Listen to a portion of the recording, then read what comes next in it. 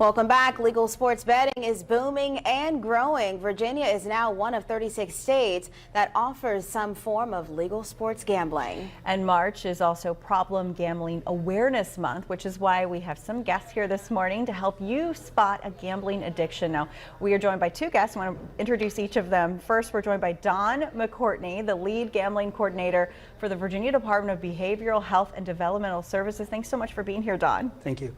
And we are also joined by Valerie Folks, a senior clinician with prevention services at the Chesterfield Mental Health Support Services. We appreciate you being here as well, Valerie. Thank you for having us. Yes, and I want to start with you, Val. What is problem gambling and how big of a problem is it? So problem gambling, first in defining problem gambling, I think it's important to note what gambling is. And gambling is risking something of value on your activity when you're not sure you're going to win. And so problem gambling includes all gambling behavior that compromise, disrupt, or damage personal, family, or vocational pursuits.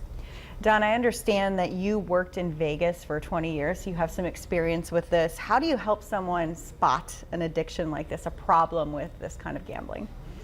Well, it's a very long process, but you start looking at people excessive borrowing, hiding the finances, the people that end up withdrawing, isolating, being agitated and aggravated, having severe mood swings. Those are all some very simple symptoms of identifying somebody who could have a problem with gambling.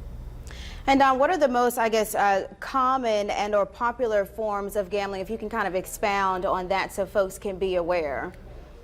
When it comes to the casino gambling, actually the slot machines are number one. About 80% of the casinos take is from the slot machines. The online gambling would be sports betting. Of course, then you have a lottery, and you have some horse betting, that type of thing. But the casinos is the slot machines.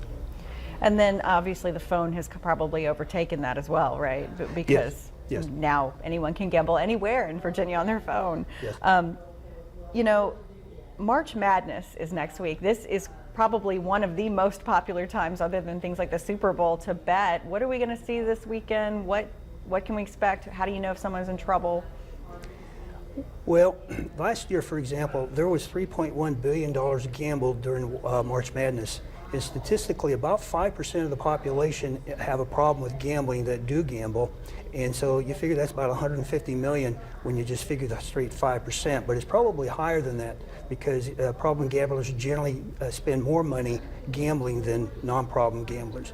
But again, you're talking about people who spend money they don't have, they chase their losses, they hide. It's much easier to hide now because of the online gambling than in the past. But the idea that the mood swings, those are some things that are happening when people start having problems with gambling. But filling out that bracket, that's different, most likely, unless there's a lot of brackets. When they fill out the bracket, there's a tense excitement that starts to occur, because when I look at problem gambling, it's not about the winning or the losing, it's everything that happens in between. And so filling out that bracket, as Valerie said, that's the anticipation of wagering something to get something, and that's where the energy comes in. Valerie, is there a way to gamble responsibly? I mean, obviously it looks like fun, at least in the beginning for some folks. Yeah, so tips to gamble responsibly include setting a time limit prior to gambling and sticking to it, as well as a money limit, as well as expecting to lose, anticipating losing as being a part of the game. So those are some tips to be mindful of. And Valerie, we want to make sure we get this in. There are resources available, right? Yes, there are. Resources available, of course, there is Virginia Council on Problem Gambling. If you or someone you know has a gambling problem, please call or text Virginia Council on Problem Gambling at 1-888-532-3500.